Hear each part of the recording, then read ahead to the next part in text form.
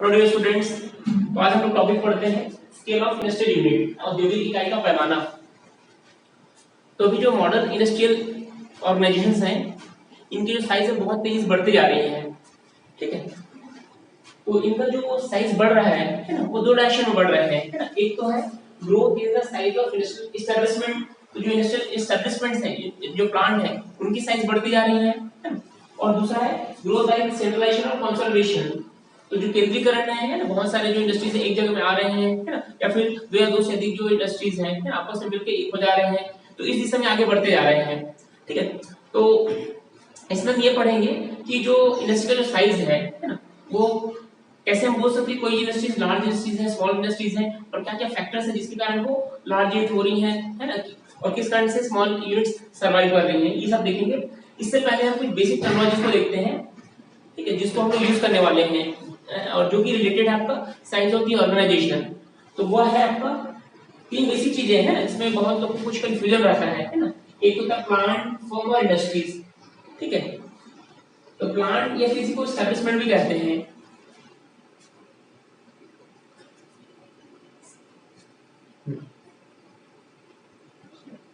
तो ये क्या होता है आपका plant, a place where goods are produced और डिस्ट्रीब्यूटेड और सर्विस प्रोवाइडेड। तो प्लांट करके वो जगह होती है जहाँ पे वस्तुओं का उत्पादन होता है, वितरण होता है, या फिर सेवाएं प्रदान की जाती हैं। ठीक है, तो ये क्या हो सकता है, कोई आपका मिल हो सकता है, ठीक है, कोई सर्विस प्रोवाइडर सेंटर हो सकता है, जहाँ पे कच्चे रॉ मटेरियल को लाया जाता है और फ्रीज गुड्स में कन्वर्ट किया जाता है ना। तो एक पर्टिकुलर क्या होता है, जगह होता है ये।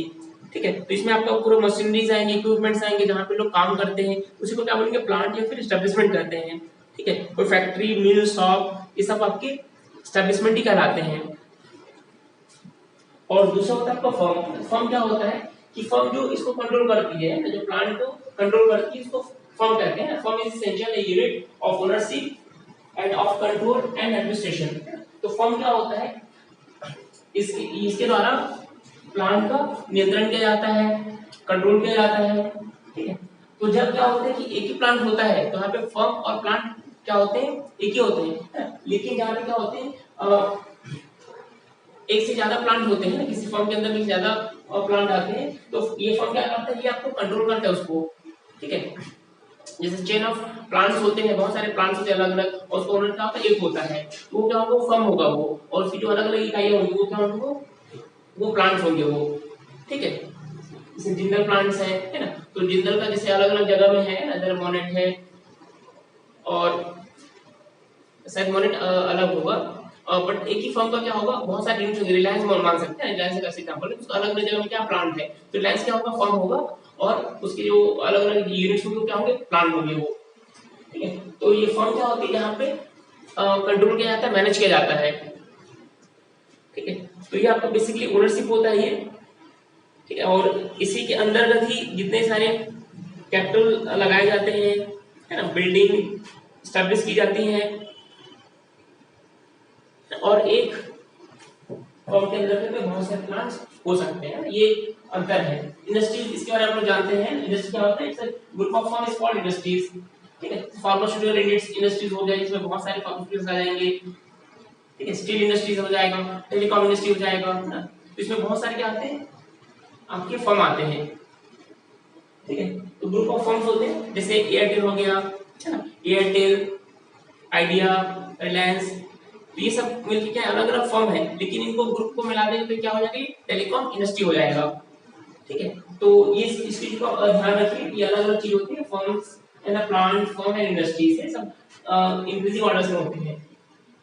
ठीक है,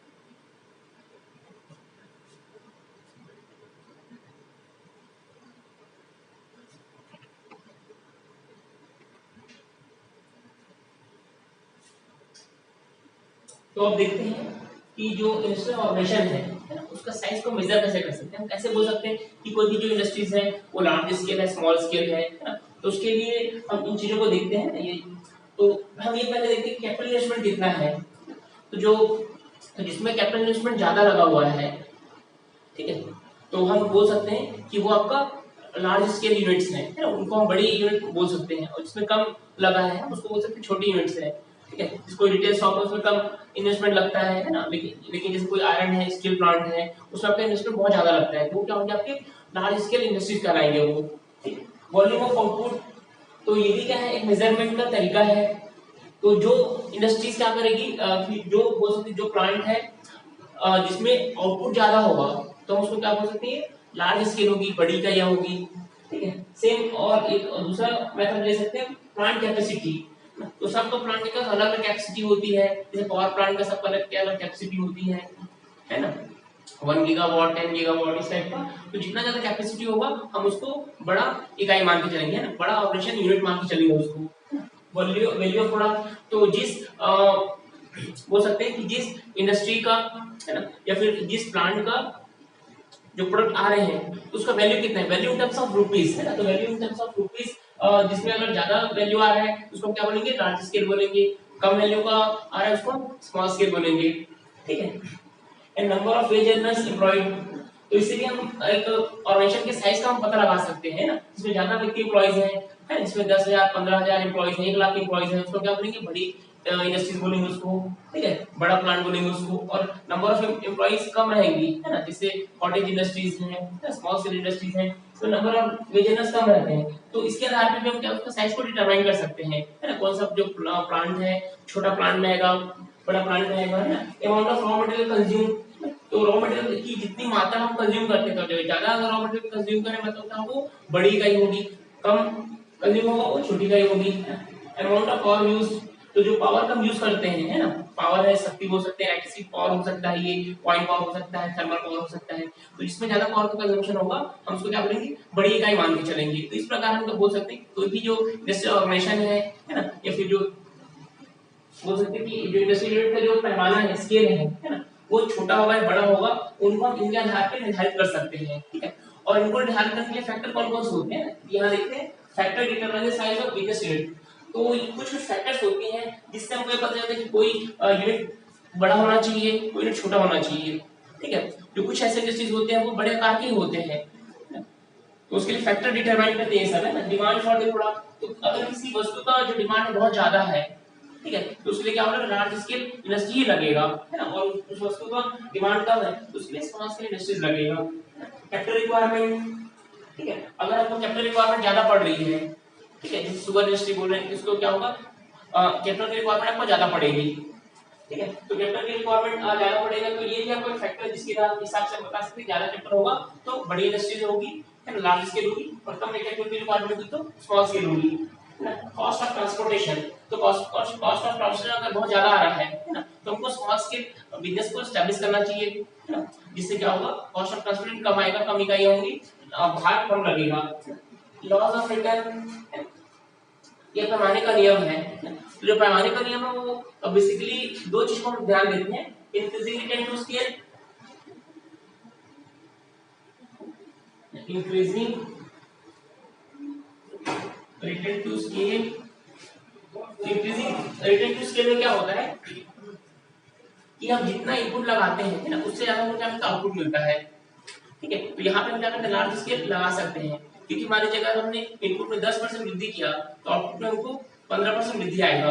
तो अगर इंक्रीजिंग रिटर्न टू स्केल है तो इस कंडीशन में हम लार्ज स्केल लगा सकते हैं, लेकिन ये क्या रहा, डिक्रीजिंग रिटर्न टू स्केल रहा, डिक्रीजिंग रिटर्न टू स्केल। तो यहाँ पे हम इनपुट में वृद्धि कर रहे हैं, उसके रिस्पेक्ट में आउटपुट में वृद्धि कम हो रही है ना, तो यहाँ पे हमको ज्यादा बड़ी इंडस्ट्री नहीं लगाना चाहिए ना, उसमें घाटा हो सकता है। नेक्स्ट आपका एंटरप्रेन्योरियल एबिलिटी एंड एफिशिएंसी, तो अगर जो उद्यमी है ना, जो बिजनेसमैन है, उसमें अगर कैपेबिलिटी बहुत अच्छी है तो वो बड़े अपने इंडस्ट्रीज को क्या कर सकते हैं, बड़ा कर सकते हैं, अपने ऑर्गेनाइजेशन के साइज को बड़ा कर सकते हैं, है ना। और वो प्रॉपर मैनेज नहीं कर पा रहे, मिस मैनेजमेंट हो रहा है, तो उनको अपना जो साइज को छोटा रखना चाहिए, है ना। मार्केट, ठीक है, तो अगर मार्केट क्या है आपका बहुत बड़ा छोटा है ना, जैसे रीजनल है, तो यहाँ पे अगर मार्केट क्या छोटा है तो यहाँ पे आपको फर्म का साइज छोटा होना चाहिए, लेकिन मार्केट बहुत बड़ा है ना, नेशनल लेवल का मार्केट कवर कर रहा है, इंटरनेशनल मार्केट कवर कर रहा है, तो यहाँ पे साइज ऑफ जो फर्म है वो बड़ा हो सकता है। गवर्नमेंट रेगुलेशन, तो गवर्नमेंट रेगुलेशन को भी ध्यान देना चाहिए। अगर कोई चाहते हैं कि गवर्नमेंट रेगुलेशन ज्यादा ना हो तो फर्म का साइज छोटा रख सकते हैं ना, क्योंकि उसमें गवर्नमेंट का ज्यादा रेगुलेशन लगता नहीं है। लेकिन फर्म का साइज जब बड़ा होता है, ठीक है, तो गवर्नमेंट के जो रेगुलेशन है वो सब लगते हैं, है ना, उनको फिर ऑडिटर चाहिए ना, सेक्रेटरी ऑडिट होना चाहिए, है ना, इनकम टैक्स सब पे करना चाहिए। तो ये सब सारा जो गवर्नमेंट रेगुलेशन है वो उनके लिए एप्लीकेबल होता है। तो ज्यादा छोटा बिजनेस में कम रेगुलेशन लगेंगे और जो बड़ा बिजनेस होगा ऑर्गेनाइजेशन का साइज बड़ा होगा उसमें गवर्नमेंट रेगुलेशन है वो ज्यादा लगता है। कंसंट्रेशन इन अर्ली स्टार्ट, तो किसी क्षेत्र पे अगर कोई व्यवसाय स्थापित होता है, कोई इंडस्ट्री ओपन होती है, तो जो पहले स्टार्ट होता है वहां पे धीरे धीरे कॉन्सेंट्रेट हो जाती है और वहां पे उनका जो साइज है वो बढ़ जाता है, ठीक है। तो जहाँ पे पहले स्टार्ट होता है वहां पे बिजनेस कॉन्सेंट्रेट हो जाती है, ठीक है। और जब वहां पे मार्केट जब पूरा फुली यूटिलाइज हो जाता है, रिसोर्सेज खत्म हो जाते हैं, फिर वो क्या दूसरे जगह जाते हैं, वो डिसेंट्रलाइज होते हैं, ठीक। तो अभी हम लोग इतना इसमें पढ़ेंगे स्केल ऑफ इंडस्ट्रियल यूनिट्स में, और इसके आगे फिर हम लोग देखेंगे ऑप्टिमम फॉर फॉर्म या फिर ऑप्टिमम बिजनेस यूनिट, ठीक है। इसके जस्ट नेक्स्ट वीडियो में देखेंगे उसको।